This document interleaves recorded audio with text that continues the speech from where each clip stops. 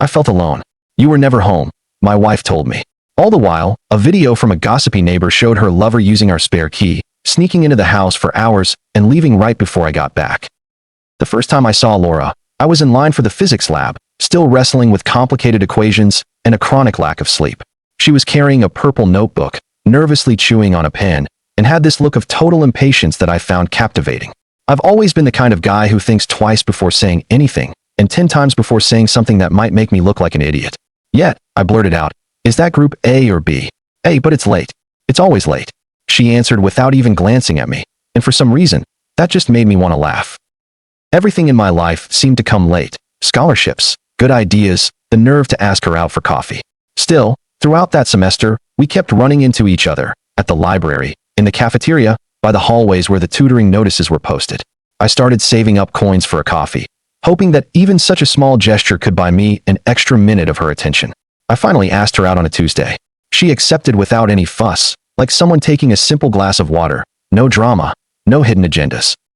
We talked about little things, and maybe that's why it was so easy to fall for her. She never forced her theories on anyone. She didn't preach or try to convince you she was special.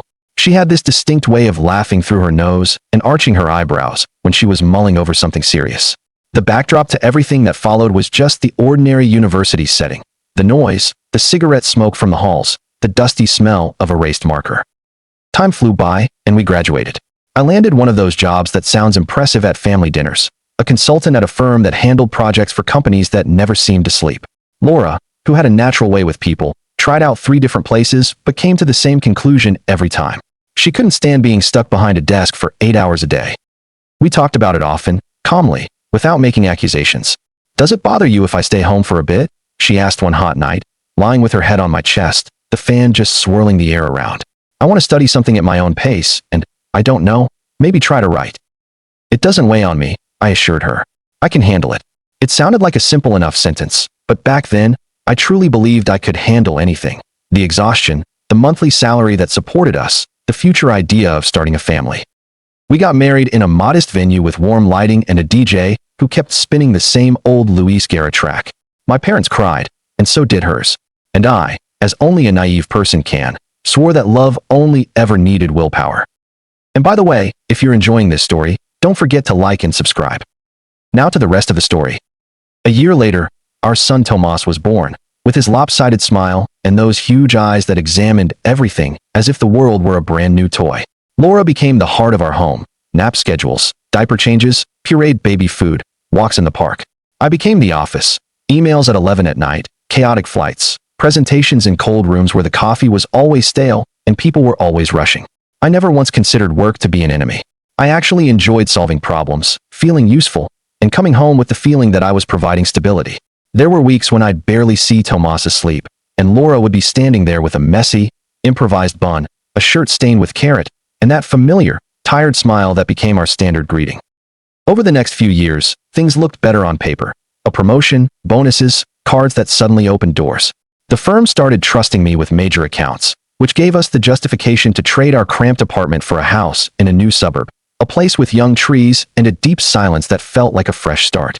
The neighborhood had everything you could want: jogging trails, a park with swings, a social club with rectangular pools, and those light brick facades that convince you life has an organizing geometry.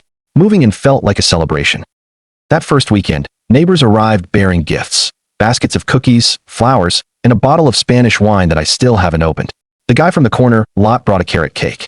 The couple across the street showed up with a plant that I still have no idea how to care for. Everyone was smiling and repeating the same lines. "Welcome. Anything you need. We have a WhatsApp group for everything." For a long time, I felt like I was living inside a mortgage commercial. That same afternoon, we were invited to a barbecue in the cul-de-sac. I was introduced to the same person 3 different times with different names, and I quickly understood that in this neighborhood, what mattered wasn't so much who you were, but how well you blended in.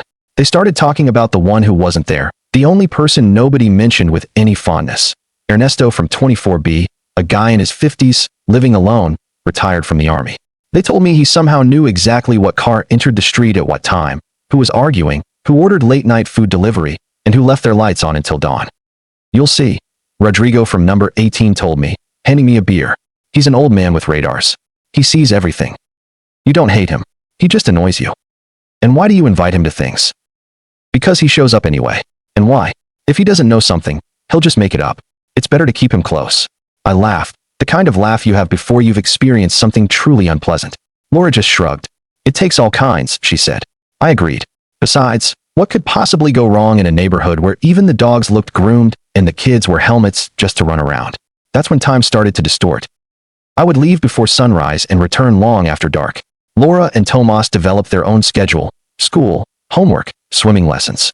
On Sundays, we liked to stay home, whip up something simple, and watch some unpretentious movie. In my mind, at least, we were a perfectly acceptable family. Then, one afternoon, I finally saw him. Ernesto was standing on the sidewalk of the opposite block, just waiting for something, staring directly at my house with that unblinking fixation that makes the hair on your neck stand up. It wasn't a casual look. It was sustained, an unnerving interest that I hadn't invited. I walked faster, unlocked the gate, feeling an almost animal urge to get inside. I mentioned him to Laura offhandedly. Ernesto, she said. Yeah, he's sometimes outside. It's weird, but he doesn't do anything. Nothing. No, he just stares too much.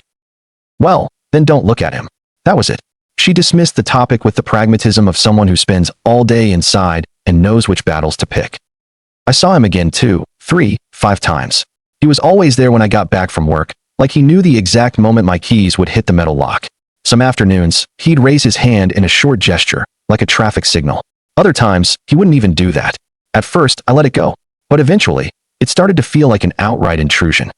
One Friday night, probably just running on accumulated exhaustion, I marched across the street and knocked on his door. He opened it instantly, as if he'd been standing right behind it, expecting me. Good evening, I said, my cheeks warm with barely contained anger. Is there a problem? Ernesto met my gaze with an unexpected calmness. No, none. Then why are you looking at my house? Why are you out there watching every time I arrive? Because you have a problem, don't you? He replied, stating it as simply as if he were telling me the time. What problem? Come in, open the door. We'll have coffee and talk. I stepped across the threshold, my pride a hard knot in my stomach. The house smelled like aged wood and fresh coffee grounds. There were no family photos, just a few stark black and white pictures, a young man in uniform, a woman in a floral dress. The furniture was minimal, clean, and organized with a military discipline. I know everyone thinks I'm a gossip, he began, pouring 2 cups. And I won't argue with it. I enjoy watching. It keeps me occupied. My wife died 3 years ago. I retired. My days are long. If you asked me, I'd prefer to have someone not to disappoint every day with my habits. But that's just not the reality. I suddenly felt completely awkward.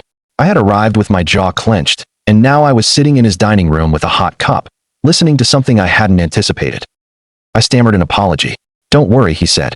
What I'm about to tell you, I was going to tell you anyway. I thought about it. I wasn't sure if I should get involved, but if it were my house, I would want to know. Know what? Ernesto gestured toward the window as if the answer were right outside. Then he walked to a low cabinet, pulled out his cell phone, tapped the screen, and placed it in front of me. The video showed my street. The first shot was me leaving for work, nothing unusual.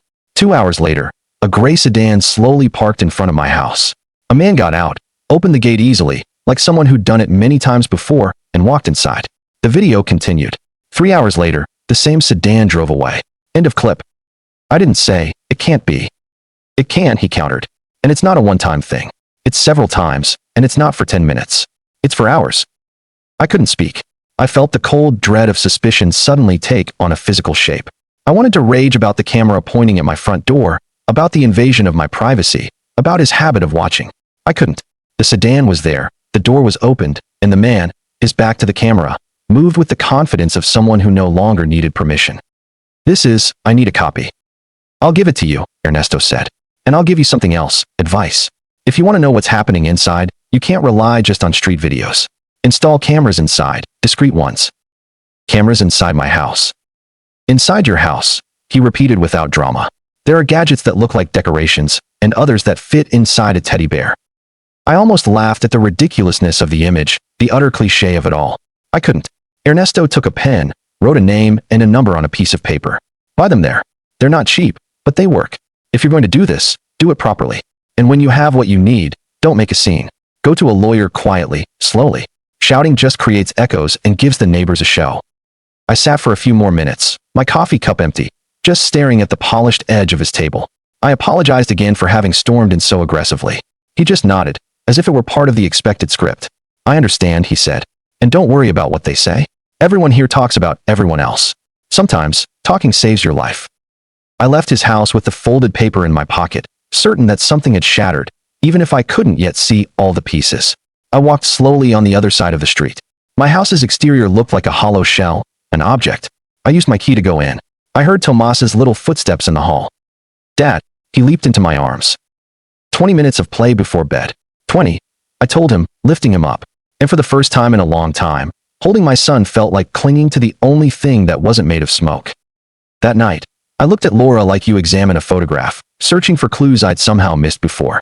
I noticed new behaviors, a particular way she'd fix her hair, how she always kept her phone face down, or her quick, "I'll be right back," before going to the kitchen. I hated myself a little for starting to count things, for analyzing her smile as if it were a mood indicator. The next day, I made the call. Do you sell discrete cameras? We sell residential security solutions, a friendly voice corrected me. Are you looking for indoor, outdoor, or both? Decorative or hidden? Both. The saleswoman explained everything as calmly as if she were talking about lighting fixtures, different models, angles, battery life, cloud storage.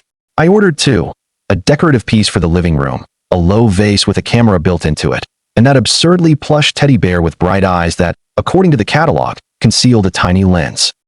They arrived in two unmarked boxes, as if the objects you buy to protect yourself shouldn't have any labels. The installer came on a Tuesday morning. Laura was at the supermarket with Tomas, and I pretended to be having a work meeting at home.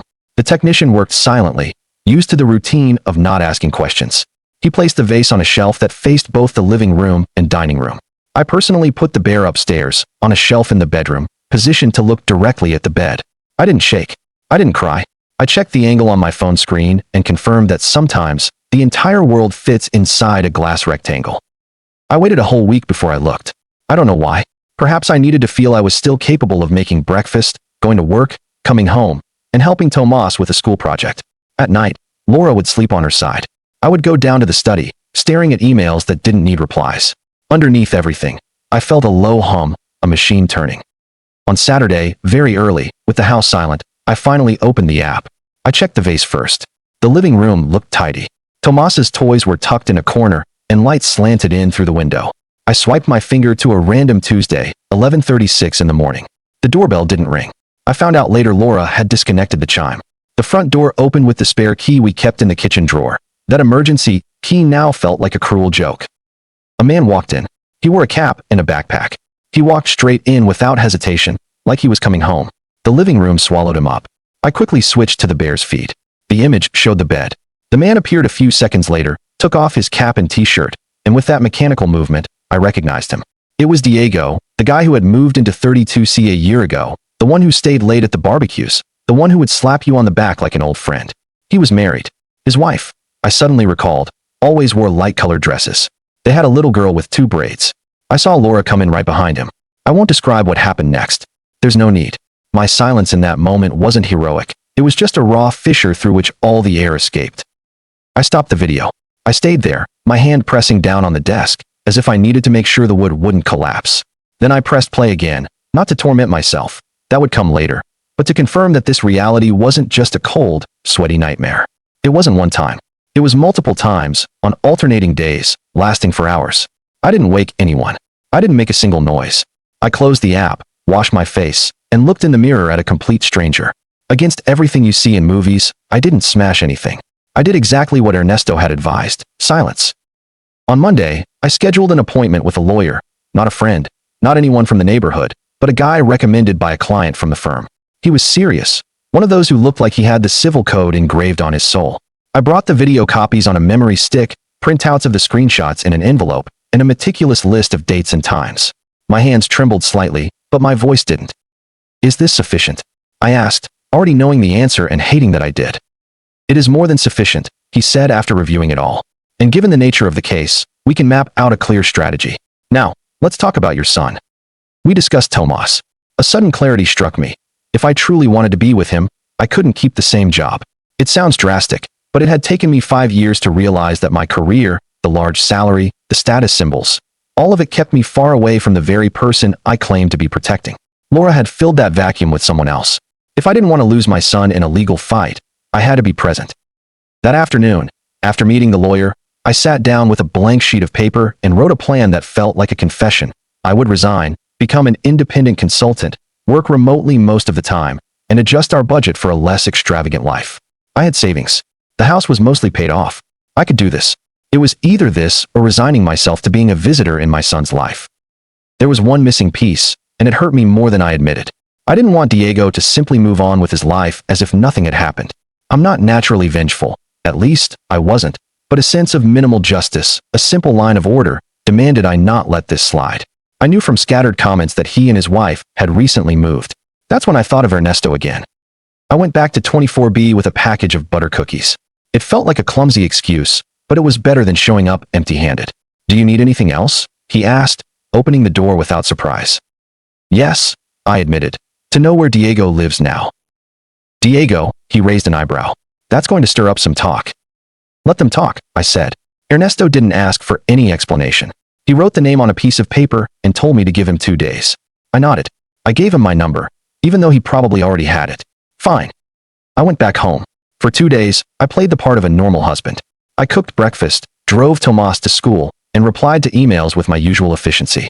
Laura seemed subdued, more affectionate than usual, as if guilt were guiding her behavior. She asked me a couple of times if I was all right. I said I was. I must have been convincing, because she believed me. The lawyer sent me the initial documents, a draft of the lawsuit, a list of required paperwork, and summons. I printed them out and placed them in a cardboard folder, the same kind Tomas uses for his dinosaur drawings. The irony didn't make me smile. Ernesto kept his word on the second afternoon. He sent a brief text message, Diego's address, such and such street, number. He lives with his wife. They're both home most of the time. His daughter goes to such and such school. It was more than I'd asked for. It was the context you never want but absolutely need. What I did next isn't something I'm proud of or ashamed of. I just did it. I took the folder with the screenshots, a USB stick containing the videos, and a manila envelope. I drove to the address Ernesto had sent me. A woman with her hair pulled back by a blue clip answered the door. I didn't know her well. I'd only seen her a few times at the barbecues, holding her daughter. She opened the door with the confidence of someone expecting no bad news. "Yes, you are," I said, using her name carefully. "Yes, we know each other. I'm a neighbor, an ex-neighbor, I guess, of Diego's. I lied about one detail, but not the important one. I need to talk to you. 2 minutes." She looked at me hesitantly, evaluating the mix of urgency and sadness that many before her must have seen. She let me in. We went into the living room. I handed her the envelope. "I am sorry," I said, knowing the apology was utterly inadequate. She tore it open quickly. She saw the first image and instantly went pale. She looked at the second. She tried to speak, but no sound came out. She went back to the beginning. She understood. Her cry wasn't melodrama. It was the wordless sound a body makes when a part of it is ripped away. I held her shoulders lightly, like you support a stranger you don't want to see collapse. When she finally found her voice, she looked at me with raw anger. "Thank you," she said. And that "thank you" sounded like a vow. "Don't worry. I'll take care of it. I don't want to cause harm just for sport," I told her. "I want things to be clear. I have a son. I cannot allow." "I know," she cut me off. "Me too. And I'm not going to let this humiliation stick to me as if it were my fault." She said nothing more. I didn't want to stay and watch her call someone, wait for Diego to come home, pack her bags, or do all of the above at once. I left with a sickening churn in my stomach. I drove without music. At a traffic light, I realized that none of this had an epic quality to it. It was sordid, sad, and completely ordinary, like most things that genuinely hurt. That afternoon, with Tomas at school and the house feeling like an empty theater stage, I waited for Laura to finish making the bed. I placed the folder on the dining room table. She looked at me with an automated smile. "What is it?" "Papers," I said. "Read them." There were no speeches. She opened the folder, saw the first page, and understood before she even got to the second. She raised her hand to her mouth, trying to choke back a scream. She cried. She said sorry, more times than the word could possibly hold. "I felt lonely," she repeated, as if that phrase could stitch things back together. "You weren't here. I made a mistake. I wasn't thinking. I don't know what to say." "Don't say anything," I replied, hearing the shocking coldness of my own voice. "It's already been said." I went to the room, pulled out a suitcase, and threw in random, unfolded clothes, a couple of shirts, my toothbrush, and the chargers. Laura followed me down the hallway, her hands outstretched as if she could physically stop a fall. "Don't leave me. We can fix this. Go out with whoever you want." "I don't care, but don't go," she pleaded. Her statement was so absurd it bordered on tragedy, and I didn't know whether to laugh or weep. No, I said, the single word that came out without trembling. I don't believe you. I don't believe I'm capable of believing, and I won't let Tomas grow up in a house where we're pretending. I closed the suitcase and took it toward the door. I told her I would wait for Tomas to talk to him, that I wouldn't disappear like a coward. I asked her not to make a scene. She nodded, but the promise broke as I went out to the garage and opened the car trunk. She cried out loud, shouting my name, saying things the neighbors definitely heard. I know because I saw curtains twitch and shadows peek out. I also saw Ernesto standing on the sidewalk, arms crossed, with a seriousness that wasn't morbid curiosity. I closed the trunk, got in the car, and took a deep breath. In the roadside hotel where I spent that first night, I realized I didn't feel free or brave. I felt more like a man who had finally let go of something that had become far too heavy to carry. I went to bed without turning on the TV. I closed my eyes. I slept. I don't know for how long, but long enough to start counting my life from a different zero. I woke up in the hotel with my shirt stuck to my back, the air conditioning whirring like an excuse. It wasn't freedom I felt. It was a silence without furniture. I put water on to boil in the kettle, made a weak, watery coffee, and stared at my cell phone as if instructions might pop out of it. They didn't. At 8 o'clock, I called the lawyer. I'm ready, I told him. File the lawsuit. I already have it ready, he replied. I need you to sign it today. And please, don't talk to your wife about anything except logistics regarding your son. Don't let them provoke you. I won't provoke her. There's nothing left to push over. Still, he said, silence. It's your greatest asset. I hung up. I showered. I tucked my shirt into my pants, hoping the order of my clothes might somehow order my mind. Before leaving, I texted Ernesto. Thank you. I continue. He replied with a thumbs up emoji. I thought about how life often boils down to minimal signals. At the lawyer's office, I signed papers until my fingers ached. He spoke with a cool, clear logic that soothed me. You have two critical points, evidence and a plan for the child. The first opens the door. The second keeps it open. I'm going to resign, I told him. I'm going to work from home. I've already done the numbers. Do what you have to do. He nodded. But get it in writing. A judge doesn't guess intentions. He reads documents. I left with a new folder, much thicker than the one with the screenshots. There was something deeply humiliating about walking down the street with my entire marriage reduced to manila and paper clips. But there was also a strange relief. Each page shed a piece of the pretense off my back. At noon, I went home at the scheduled time to see Tomas. I used the key, feeling like I was stepping onto a stage after the show had ended. Laura was in the kitchen, her eyes swollen from crying. Can we talk? She asked. No, I said, without harshness. Now, only about Tomas. Tomas came running, his school backpack bouncing. Let's go to the park, he said, as if it were just another Tuesday. Let's go. We walked to the park without mentioning anything. On the swing, as I pushed him gently, he turned and looked at me seriously. Are you going to leave the house? I wasn't ready, but the truth never waits for you to be ready. Yes, just for a few days. Then we'll see. What? Because grown-ups sometimes disagree and need quiet time to think. But I'm not leaving you. That's not going to happen. Can I stay with you too? Soon, I told him. We're working things out so that can happen. He nodded with a solemnity that just broke my heart. We played kickball with a rubber ball. We bought vanilla ice cream. We came back with sticky mouths. Laura watched us from the doorway, looking unsure of what to do with her hands. Thank you, she said. I left without replying. The first hearing was 2 weeks later. During that time, I said my goodbyes to the firm with a formal letter and an awkward handshake. They offered to keep me on as an external associate, taking projects by the hour. From home, I clarified. From wherever you want, my boss replied. Just deliver the work. I will deliver, I promised. I moved from the hotel into a furnished apartment for a few months. I bought 2 plates, 2 glasses, a frying pan, and an extra bed just in case he slept over. I learned the new route to his school from this fresh spot on the map. I found myself making grocery lists that felt like war budgets. The afternoon before the hearing, Ernesto knocked on my door. He brought a bag of bread and a jar of coffee. So you don't run out of the important stuff, he said. I let him in. We sat like 2 poker players who no longer expect to win, only to avoid losing disastrously. They're going to claim you abandoned the home, he warned me. They always do. They use that word against guys like you, like it's a medal worn backward. I know, I replied. I have work schedules, emails, flights, everything that proves I was already absent before I left. And now I'm here, with a new contract. Ernesto nodded, satisfied. He spoke of his wife with a steady voice, without tears. She had died from a fast cancer, one that strikes without warning. Since then, he said he'd learned to bake bread, to sweep in the early mornings, and to look out the window not as a spy, but as a companion. I watch because I don't know what else to do, he admitted. But when you have to be present, you're present, and that's all that matters. I didn't know what to say, so I poured him coffee. We talked about soccer, the ridiculous price of supermarket items, and how the neighborhood's new trees were finally providing some shade. He left with the same short, careful steps he arrived with. In the courtroom, the room was a simple rectangle with plastic chairs and a clock that seemed to tick to the rhythm of the air. Laura entered with her lawyer, a woman in a blue suit with an intense gaze. Laura avoided meeting my eyes, which somehow hurt more than if she'd glared right through me. The judge appeared with a folder even thicker than mine. He greeted everyone, the daily act of a greeting being the only thing that reminded us we were people. "Let us listen," he said, without further comment. My lawyer spoke first. Evidence, dates, and a document proving I'd changed my work situation to be present for Tomas.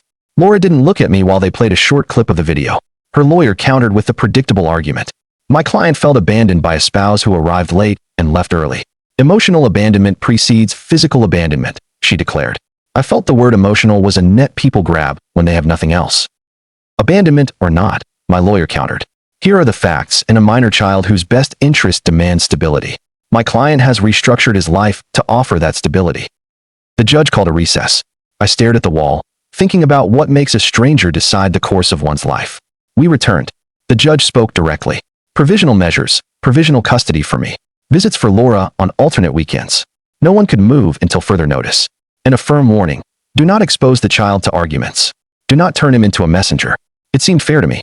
To Laura, it looked like a total defeat, which I could tell by the way she clenched her jaw. I walked out into the hallway feeling like I'd gained a yard of ground on a beach where the tide was aggressively rising.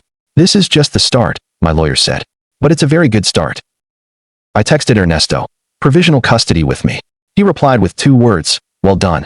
Sometimes, justice is a simple 6-letter word.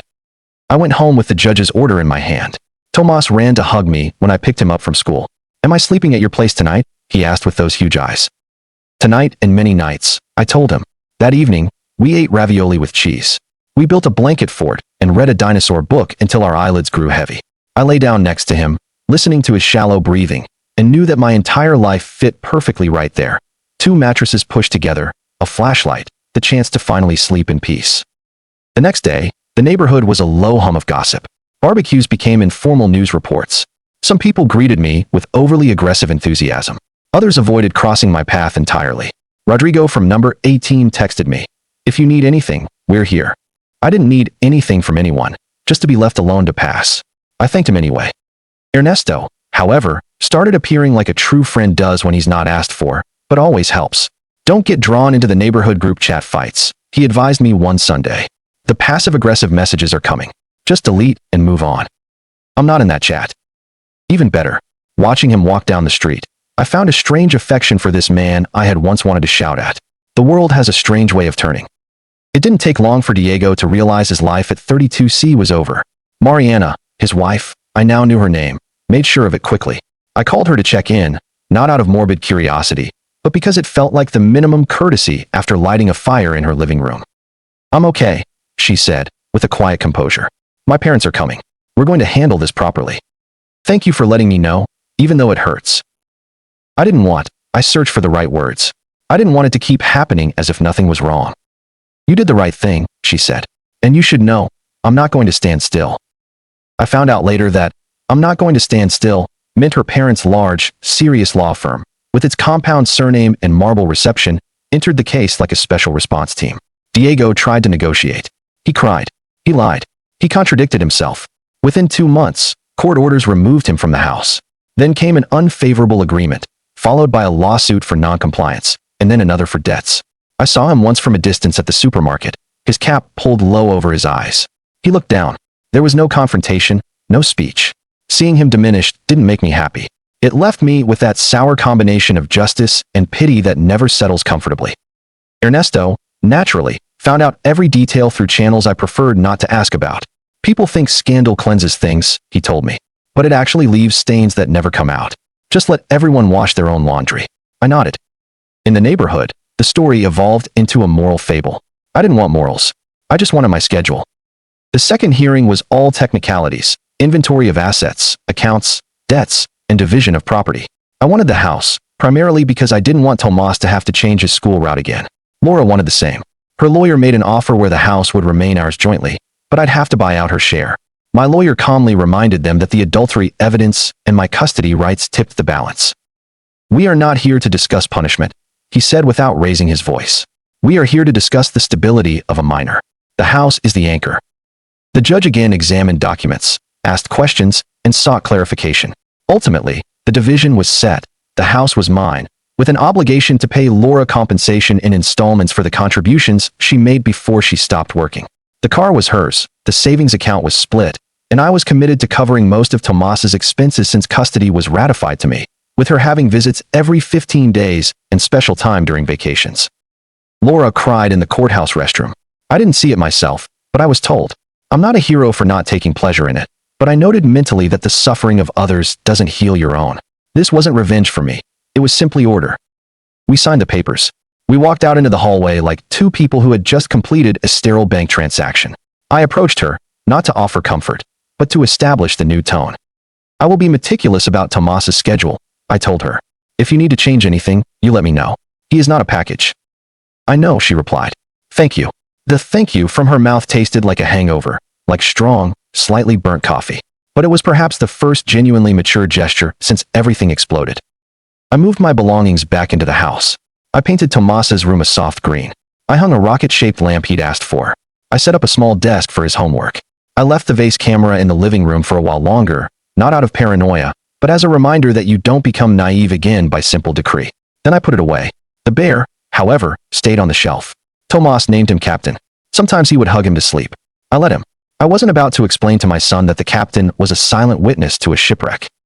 The first Monday after the house was officially mine, I organized my work life like I was following a precise recipe. We ate in silence, watching the evening settle in. Sometimes, friendship is just this, quietly sharing a meal without having to explain the world. Laura's visits became a strange mixture of guilt and anxious affection. Initially, she'd arrive laden with grocery bags, toys, and notebooks. She was trying to compensate with objects for the poorly managed time. "You don't need to bring so much," I told her. "Just be here." "It's just that," she'd shrug. "I don't really know how to do this." "Sit down and draw with him. Take him to the park," I'd suggest. During those afternoons, I would go into the home library and leave the door open. I'd hear Tomas's laughter and feel we were managing reasonably well. There were no whispers, no competition, no poisoned questions like, "Who do you love more?" There were just ours. Ours eventually do their own work. Of course, there were moments of vulnerability. Laura tried to erase her guilt with a physical closeness that no longer had a place to anchor. "We could try again," she said one afternoon while Tomas was watching a movie on the sofa. "We are good together when we take care of each other, aren't we?" "No," I said, and no further explanation was needed. "Are you seeing someone?" she asked, looking for an excuse to avoid being the sole person at fault. "No," I replied, "and I don't need to be with anyone to know that I don't want to go back to this." She nodded, her eyes welling up. She dropped the subject. The following week, she arrived wearing a supermarket cashier's uniform. She didn't complain. She mentioned she was learning how to use the register, that the shifts were tough, and her feet hurt. "Do you need anything?" I asked for Tomas's sake. "No," she said with a newfound pride that I respected. "I'm managing."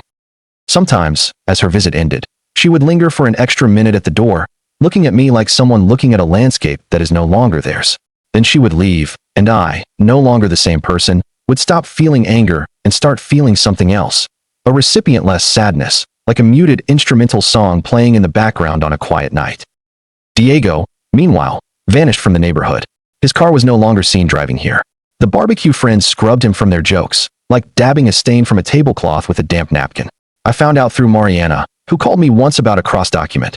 Nothing more, that her daughter was staying with her, child support was set, and he'd lost his visitation rights due to non-compliance and an early violent outburst. "I am sorry," she told me. "For you, for me, for the girl, for everyone." "Yes," I said. "Sometimes, there's nothing more to say than that." I never heard from them again. It seemed for the best. One bright, sunny Saturday, Ernesto called me from the sidewalk. "Barbecue at my place," he announced. "Nothing fancy. Bread, meat, 2 salads. Come with Tomas. Rodrigo's bringing his kids. That's all." I went. Ernesto had an old grill that held more wisdom than the new models. He placed the meat with surgical precision. Tomas played with Rodrigo's kids, throwing a foam ball. I watched Ernesto move. He spoke in short phrases, listened more than he talked, and laughed seldom, but genuinely. "You learned to stay," he said at one point, turning a piece of loin. Noise makes you want to speak up, to give your opinion, but sometimes the real work is just to be here in silence, available for when someone needs to be seen without judgment. You look, I told him, but you don't judge. It's not a virtue, he said. It's just age. We laughed. At the end, he brought out a dented Italian coffee maker, poured the strong brew into small cups, and we sat on the curb, watching the sky fade to a peach color. Tomas came over, his face sticky with ice cream. Can I sleep with the captain today? He asked, pointing at the bear. The captain is not a bed, I replied, pretending to be serious. But he can watch you from the shelf. Then let him watch, he said, satisfied. I carried him on my shoulders on the walk home. He weighed more than he did 6 months ago. I weighed more, too, but inside, in a different way. The divorce decree finally arrived. There were no surprises. The divorce was granted based on grounds of adultery. The asset division mirrored the provisional measures. Custody of Tomas was mine. The visitation schedule for Laura was confirmed. The use of the house was reserved for us. The judge had written one paragraph that I stared at for a long time. The best interest of the minor requires from the adults an exercise of restraint, respect, and predictability. Predictability. I never thought that word could feel like a compliment. We left the courthouse. Laura caught up to me on the street. Can we talk? 2 minutes. I'm not asking you to get back together, she said. Just don't hate me. I am going to do right by Tomas. I don't hate you, I replied. I'm learning to live with something else, and I want things to go well for Tomas when he's with you. That's all. Thank you, she said. And for the first time, her thank you didn't feel like counterfeit currency. We parted with a minimal gesture. I walked to my car with my back straighter. It wasn't happiness. It was a new kind of order. Time, when not filled with shouting, creates habits. Ours were simple. Breakfasts of eggs, bread, and fruit. Walking to school, discussing small things. Afternoons of homework with scheduled breaks. Soccer on Tuesdays and Thursdays. Swimming on Saturdays. I discovered that Tomas calms down when he does puzzles. That he cries from frustration when he's tired and makes a mistake while drawing. That he says, "Give me a sec," when he wants 5 more minutes on the tablet. I discovered that I enjoy listening to podcasts while washing dishes. That sweeping the floor can clear your mind. That if I close my laptop at 6, the world does not end. Laura's visitation days settled into a routine. Sometimes I would go for a walk to give them privacy. Other times I would stay and read on the terrace. The neighbors stopped gossiping, or rather, they kept gossiping, but not about us anymore. Every neighborhood needs its supply of stories. Thankfully, ours was no longer the main one.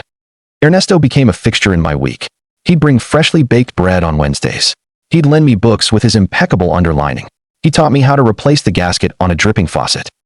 Learn these things, he told me. Sometimes, being an adult means knowing where to keep the Teflon tape and where to put your patience. I'd say that's postgraduate level, I added, and he chuckled. One rainy night, he shared more about his wife, how they met at a bus terminal, how they once got stranded on a highway and used his cell phone flashlight to scare away cows. He spoke without overt grief, like someone gently taking old photographs out of a box to keep them from getting damp. I thanked him with a silence he understood. You're going to be fine, he said as he left. Not because everything will work out perfectly, but because you've learned not to lie to yourself. With that, you can get through anything. I stood there, watching the rain hit the glass, thinking that advice would have been useful to the younger me, years ago.